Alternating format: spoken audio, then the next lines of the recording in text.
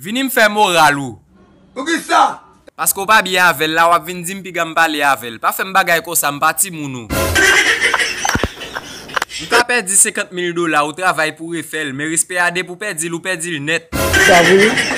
C'est grave. Ou gen 5 ans depuis ou appelé des deal ou ML. C'est qu'on y a songé qu'elle pas jam kon di ou li apprécié ou même jour. Eh bien écoute mémoire té.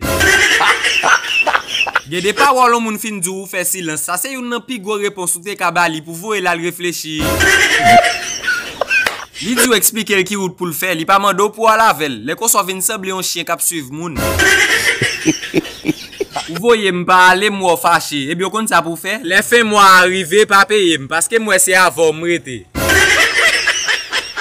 Suspend bere moun, li font un bagay ou pas remen, tout dit ça même côté ya. Pas tant c'est là aller pour venir propose fâché ou fait parler en pile, ti volé. Levé ou al travail, paresse, ou vinn kebel souke parce qu'elle pas t'aider ou bien c'est pas pour lié.